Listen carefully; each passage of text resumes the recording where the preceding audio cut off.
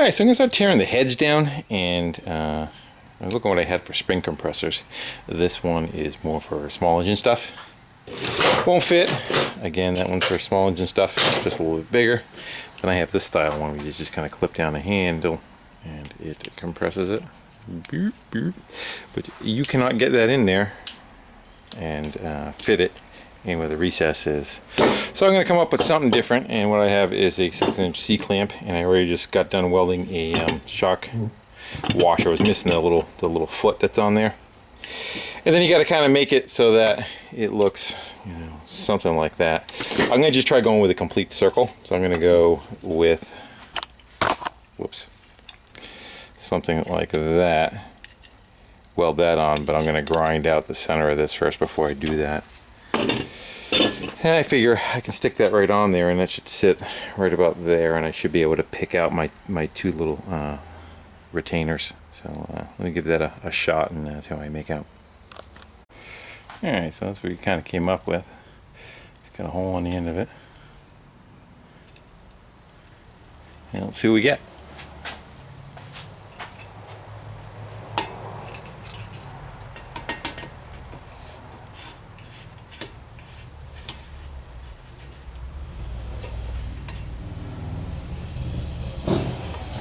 Still warm. Like butter. Watch it explode on me. So you can get the little keepers out with a magnet. So one. There's the other.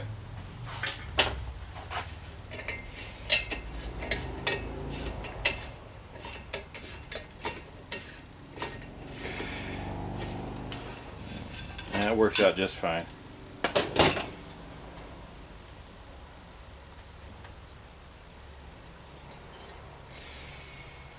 Alright, well, I'm going to go start pulling some valves out, and I'll bring you back when we get them removed and we'll see what they look like. Ain't that one ugly. That's the parts one, though. So, got all the valves out of that. That was about 2 minutes worth of work. The nails popped right out. And all the seats look good, except for that one exhaust valve I was talking about.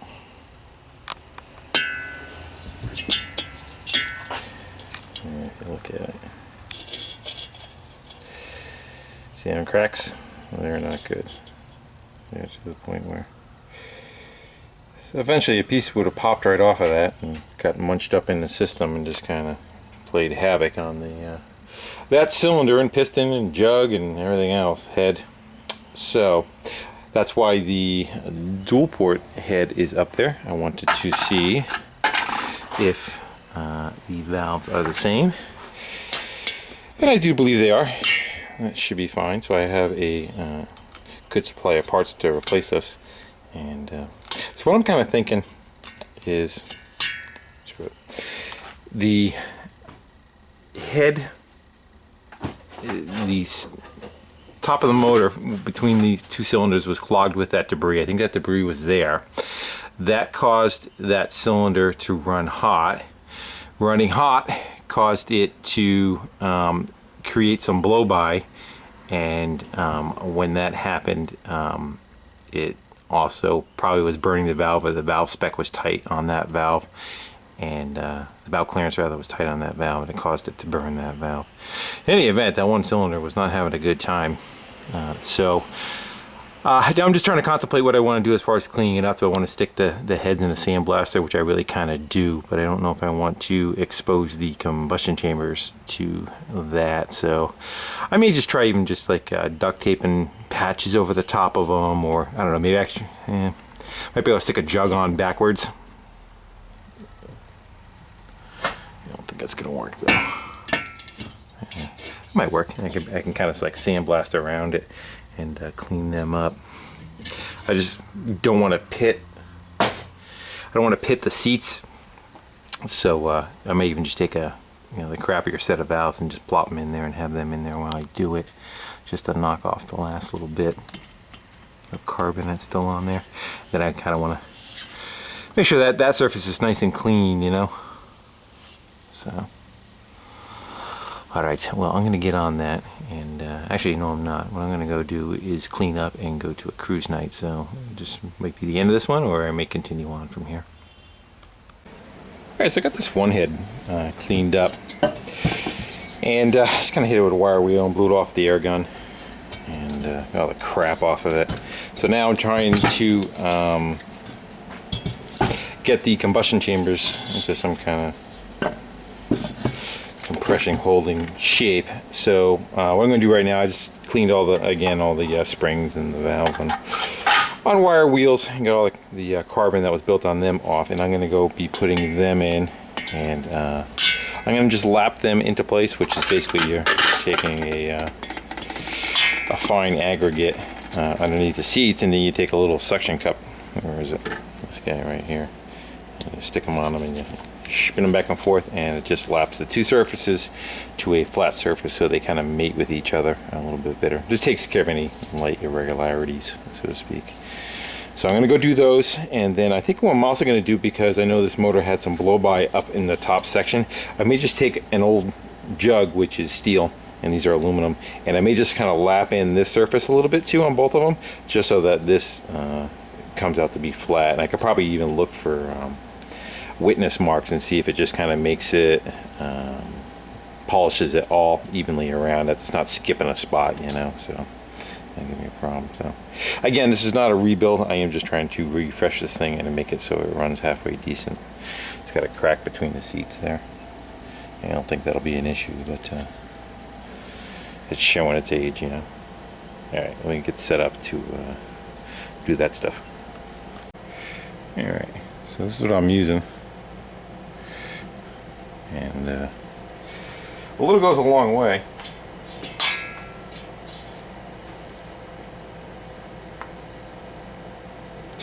A little more than that, though.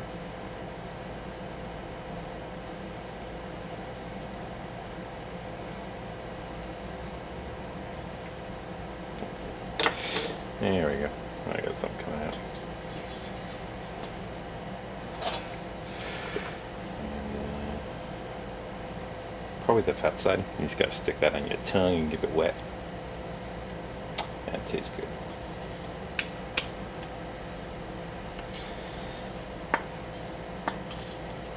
That one might have a hole in it. This one might be too small.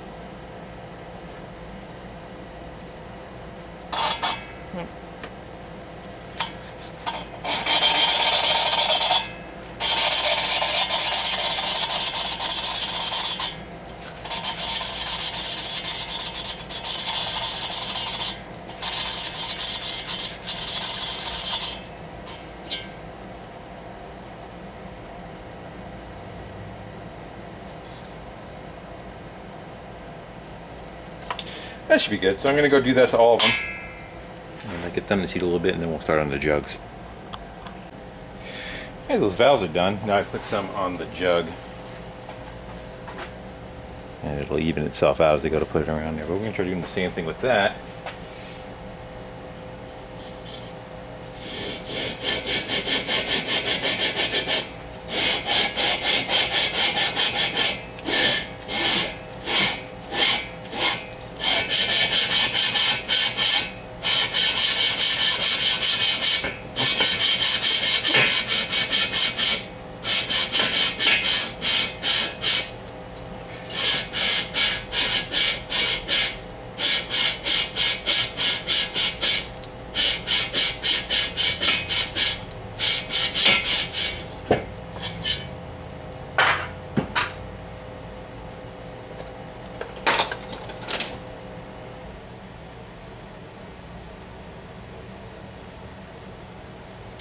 You get to see one spot up there that looks like it might not.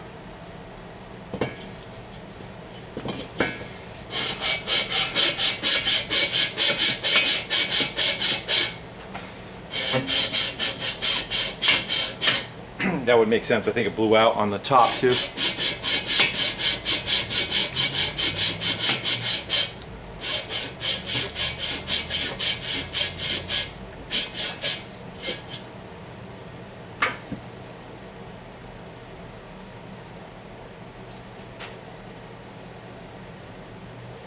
I'm probably gonna work that a little bit more. I'll show you what I'm talking about.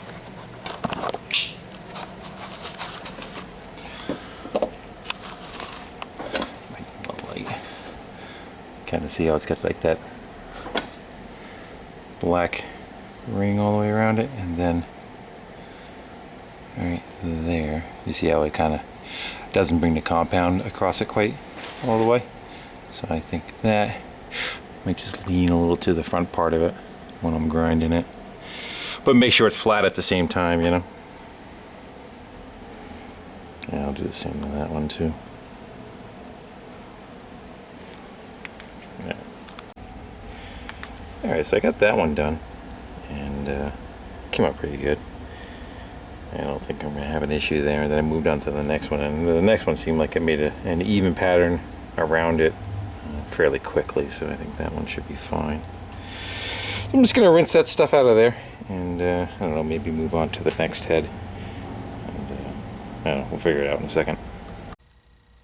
Alright, well, I already fumbled through the first one to get that one out of the way, and then we'll put one together on the camera. I had to modify the end of the tool a little bit. I just welded like 3 notches on it just so it kind of holds the keeper from flopping around.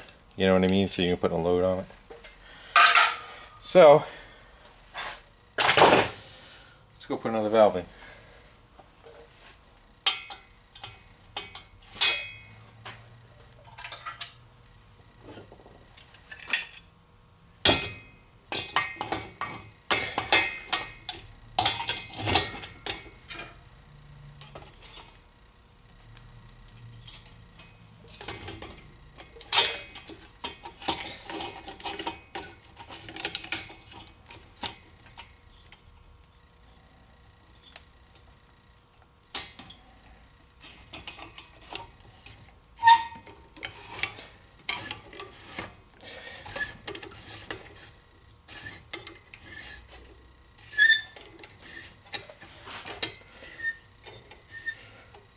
That should be more than enough.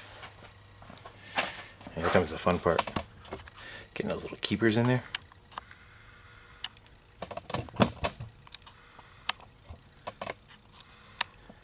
I'll let you join in it in the fun. I'm just using a little magnet, and I'm putting a little bit of grease inside the keeper, just to hold it onto the head.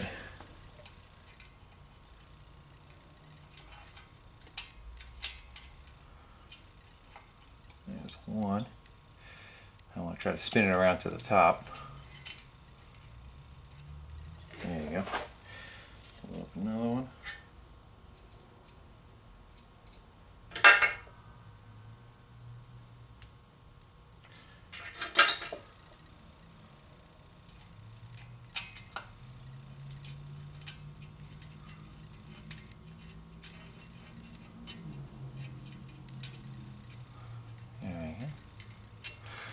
Relieve the pressure off of that.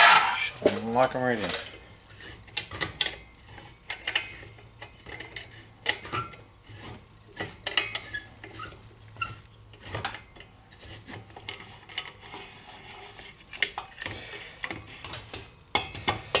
And right on down the line. There you guys get the idea.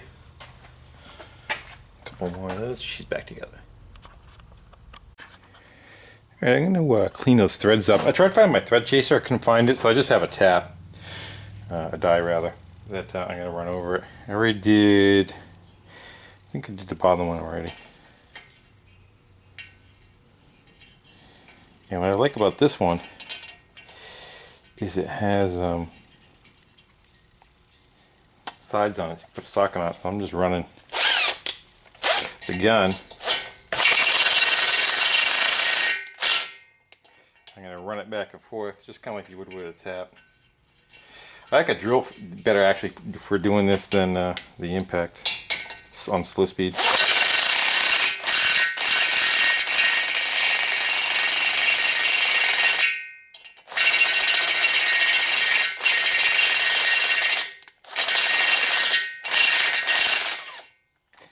That's that.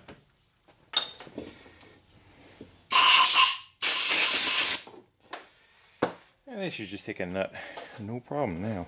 So I'm gonna do the same on the back side, and this one's done.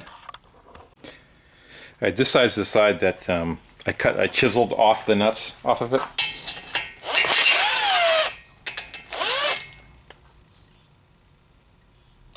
There's a starter side on these. I know everybody knows. All right.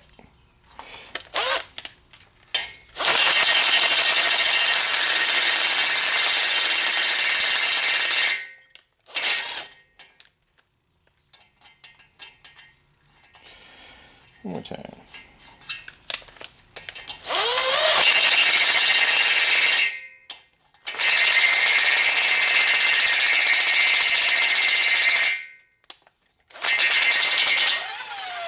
No, I'm not nailing it. Just kind of feeling it. Well, I'm gonna wrap it up for tonight, but the heads are all back together. And they're not perfect, but they're sure a lot cleaner than that.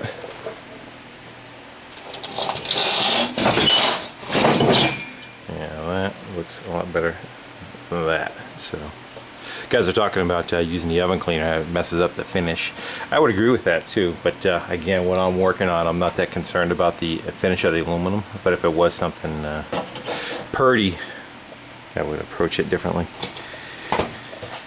So, I was going to get the sand in some paint some stuff, but it didn't happen. I was going to straighten that bracket out. I'll probably do that and then wrap it up for this evening. Alright guys, thanks for watching. Take care. Alright, so that's the mustache bar, and it's bent by that much. I don't know if you guys can see that. Zoom in. See that space right there? So I'm going to go put a pipe on that and just try it cold first. I have a piece of pipe that's pretty thick walled stuff. I'm going to put that on there, and then I got a bar that fits in it, and it's clamped down to the lift. And we'll see if it yeah, that was easy.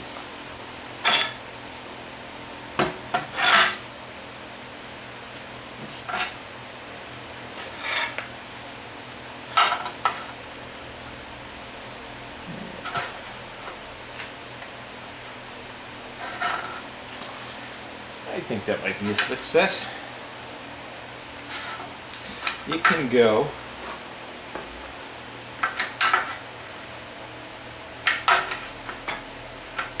that way a hair.